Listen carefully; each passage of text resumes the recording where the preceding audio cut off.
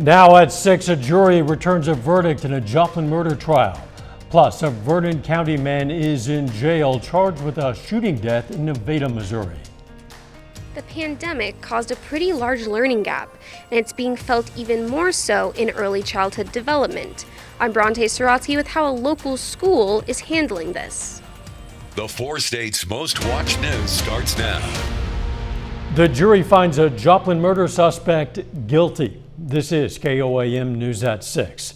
Stephen Thompson left the courtroom this afternoon after hearing the jury's verdict. Guilty of first-degree murder, 2 counts of armed criminal action, and first-degree domestic assault. The verdict means that Thompson is convicted of killing Carissa Gerard and critically injuring his estranged wife, Christina Thompson, in 2015. We are very pleased with the verdict that the jury has given us. It is the evidence that we believed from the point where we filed this case that Stephen Thompson had committed first-degree murder and first-degree domestic assault. So we're very pleased that they were able to see and consider all that evidence and find him guilty. Thompson is set to be sentenced late next month. One Nevada, Missouri man is dead and another is in jail following a shooting in a parking lot. Authorities have charged 62-year-old Stephen Vignolo with first-degree murder for the death of 32-year-old Justin Goolsby.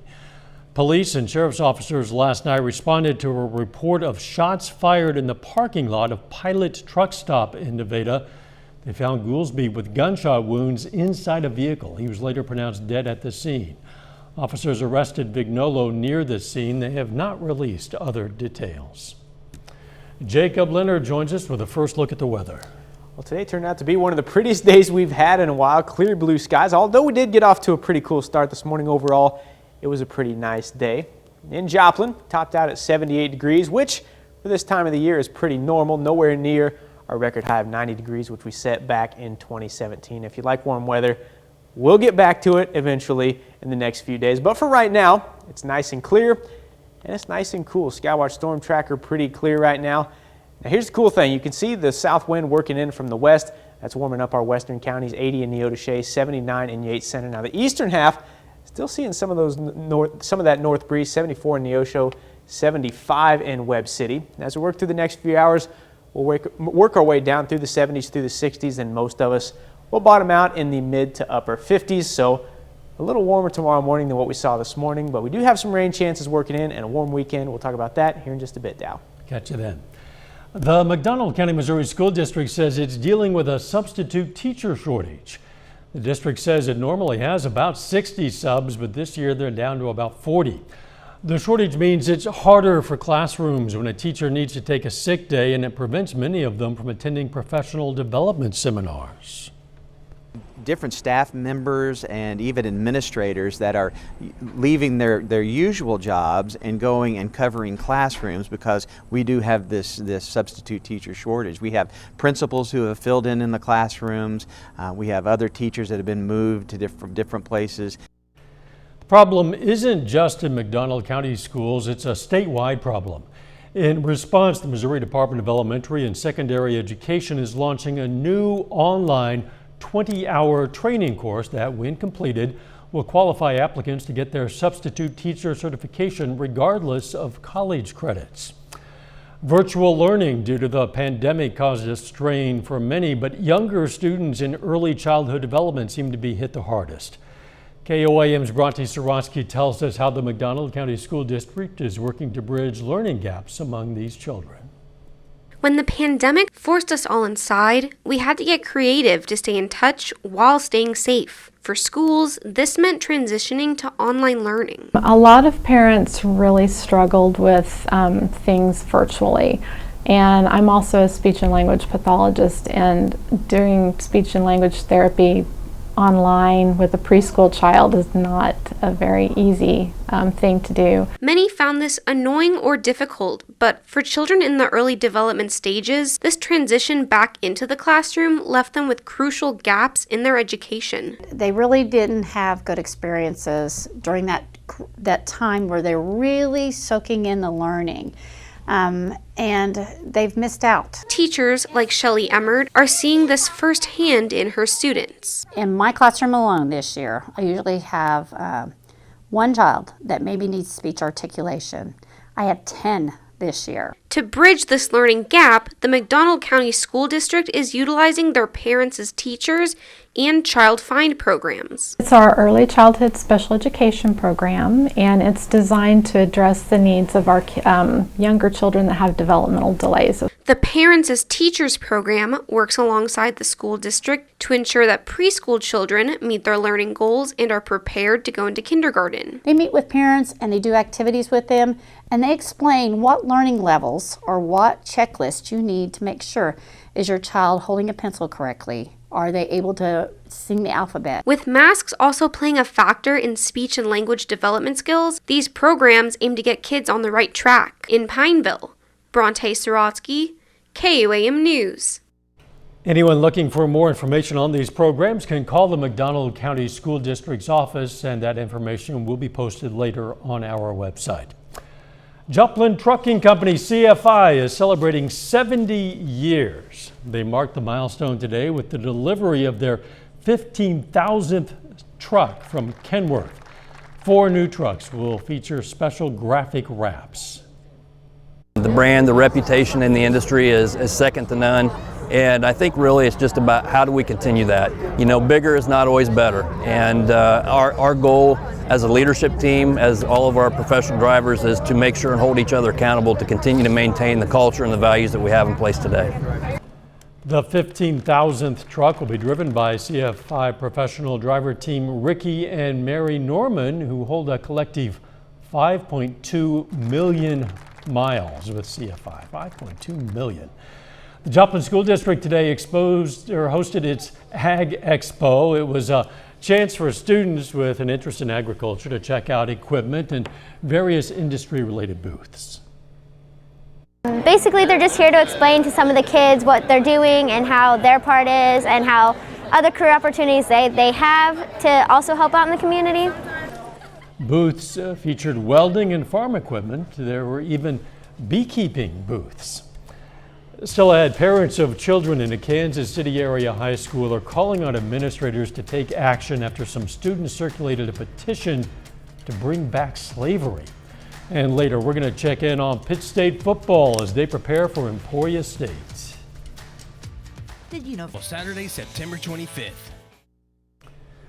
Emotions are running high in the Park Hill School District in Kansas City after a racist incident at one of the high schools. Last week, some students circulated a petition to, quote, bring back slavery. Reporter Carolina Cruz spoke to parents who want to see more action from administrators. Speaking out about this is not an attempt to criticize, it's an attempt to make something better. Julie Stutterheim's daughter is a freshman at LEAD. It's the Park Hill School District's Innovation High School. Her daughter is from Ethiopia. Through her eyes, I see like what she has to go through and you know, the experiences she has that are different than what I experienced as a white kid. At the end of last week, Stutterheim's daughter told her about some racist comments circulating between Park Hill South students on social media. That some students had started a petition she had heard to bring back slavery. In a statement, the district superintendent describes it as, quote, a small group of students who posted unacceptable and racist statements online. The superintendent goes on to say they do not tolerate discrimination or harassment, and added they have specific policies to respond to these incidents in the form of suspension or expulsion. They use words like zero tolerance policy, but that doesn't really mean anything. There's a lot of tolerance for this type of behavior, in my view. And, you know, I would like to be able to tell my daughter that, you know, it was taken very seriously. The district superintendent says they cannot share specifics about any particular student's discipline. We spoke with Park Hill South High School principal. We've promised our students we would provide an environment where they belong and feel safe, and clearly we're not there yet. Terry Dion was hired this school year to lead inclusion and diversity within the district. She will lead conversations about the topic. Listening will give us a little greater insight into the impact of the situation, which will then allow us to take action, the appropriate and most effective actions and next steps.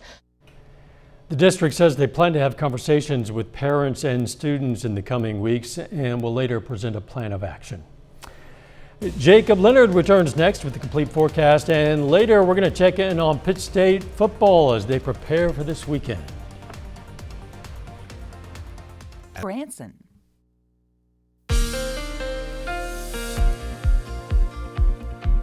Well, today turned out to be a pretty perfect day for most of us across the area. We did get off to a cool start, but overall it was pretty calm, pretty sunny, and pretty nice. And really it's still that way. Taking a look at 7th and Rangeline here, clear blue skies. Right now in Joplin, 75 degrees. That wind has switched, coming out of the southwest at 3 miles per hour. Humidity been pretty low all day. Now over the last 36 hours, yesterday we topped out at about 73 degrees. And as I mentioned, a little cool start this morning. If you got up early, got outside, it was in the 40s. But today, this afternoon, those winds switched around. Temperatures slowly rose throughout the afternoon. We topped out in the upper 70s. Temperatures now, you can still see right here some of that north wind still keeping some of our eastern counties cool. 75 in Carthage, 74 in Stockton. And the further west you go, you can see that south breeze has been picking up and been moving into the area all afternoon. 81 Independence, 80 in Fredonia, also 80 right now in Chanute. Skywatch Storm Tracker here, pretty clear. That has been the case throughout the last 12 hours. Not a lot going on, clear blue skies. And that's not just exclusive to us here in the 4 states. Most of the middle part of the country has been quiet all day long. The feature track for you here, when you get up to head out the door, go to school tomorrow, it's going to be a little warmer tomorrow than what we saw today. 57 in Joplin, 55 in Nevada at 7 a.m. As you move through the rest of the day, when you head home, we'll be back over 80. I know we had a couple days in the 70s here, but we'll be back over 80 tomorrow. Then high school football tomorrow night. I'm going to be out there. I know you'll be out there. Got pretty good kickoff temperature, 75, near 80 for most of us. And as we work through those few hours, by the time you head home from those games, we'll be down in the 60s. And working through Saturday morning into Saturday afternoon, we do have college football also on Saturday. Southern plays at home at 2 o'clock. It's going to be a little warmer once again, but overall a nice clear day, 78 in Joplin for kickoff. And then once again, we will be back over 80 on Saturday afternoon. As for the rest of tonight, we'll drop through the 70s, through the 60s, 60 by midnight. Then most of us will bottom out in the mid to upper 50s, so it won't be as cool as what we saw when we got up this morning. It's going to be a mild weekend, 82 on Saturday, 89 on Sunday, then we're warming up early next week, 89 Monday. And I hate to see it, but we're back in the 90s on Tuesday. We do have some rain chances working in late next week. That will cool us off a little bit, but overall, nice weekend. Football is going to be nice tomorrow. Football is going to be nice on Saturday. It will be a little warm out there on the turf, but overall, I'm excited for the weekend ahead. For true fans, any weather is football weather. Right. And this won't be too bad. Thanks. Coming up in sports, St. Louis Cardinals aim to push their winning streak to 12 games against the Brewers, and the Pitt State Gorillas aim for their first home win against Emporia State. We're going to hear from the Gorillas next.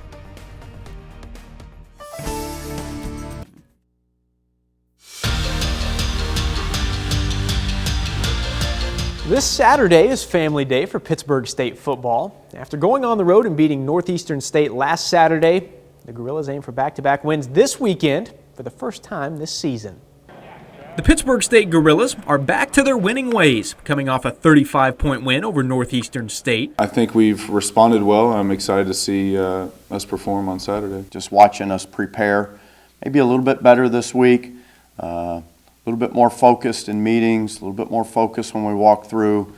Our scout teams have been a little bit more disciplined and detailed. The Gorillas host Emporia State this Saturday.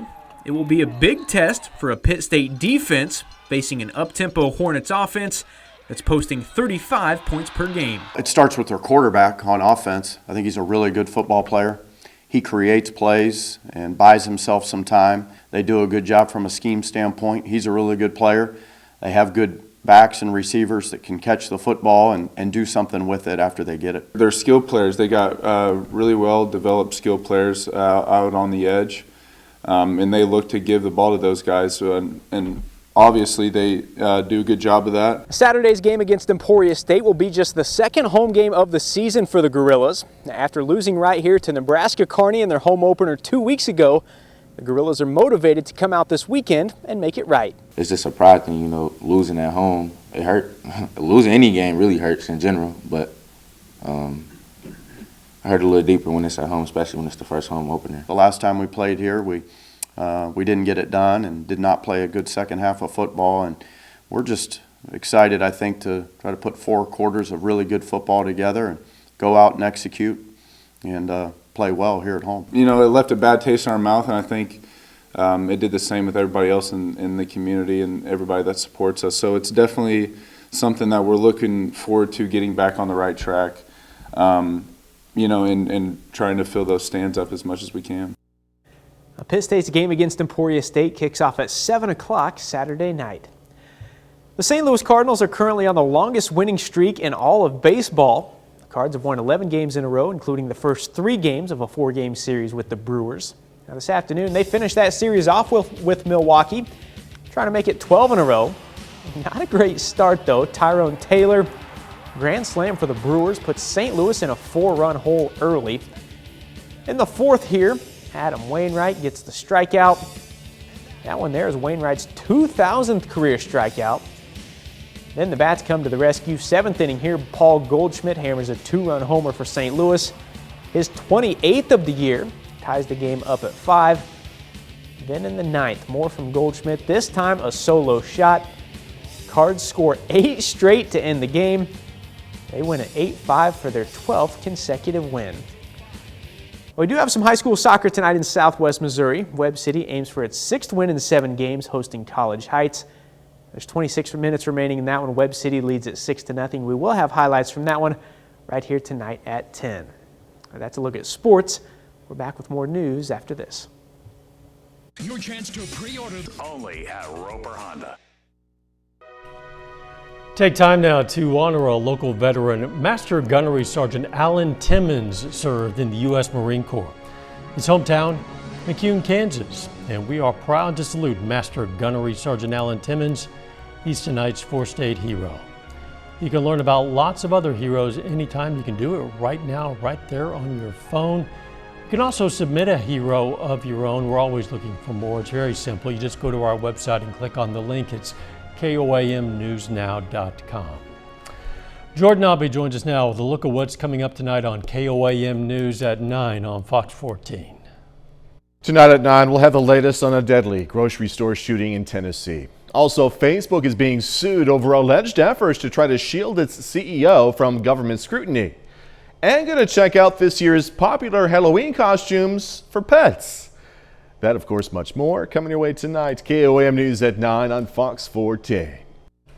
Jordan, thanks. All right, these 2 tiles here, they might look exactly the same to you, but they are not. One is actually whiter than the other, considerably. Scientists at Purdue University in Indiana have created the world's whitest paint.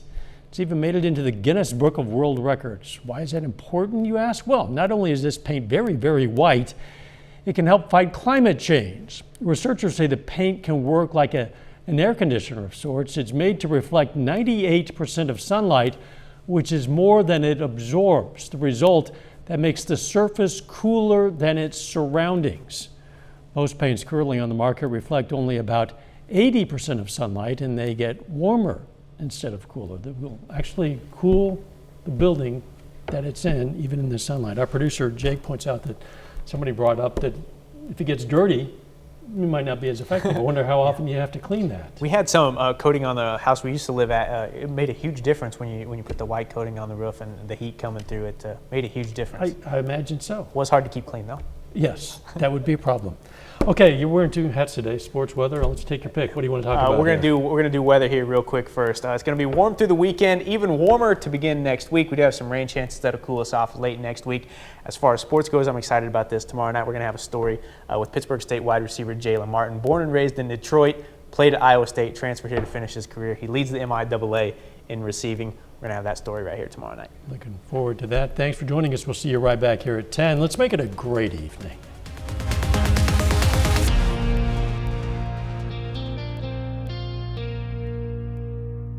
Salon service is provided by the Whitest.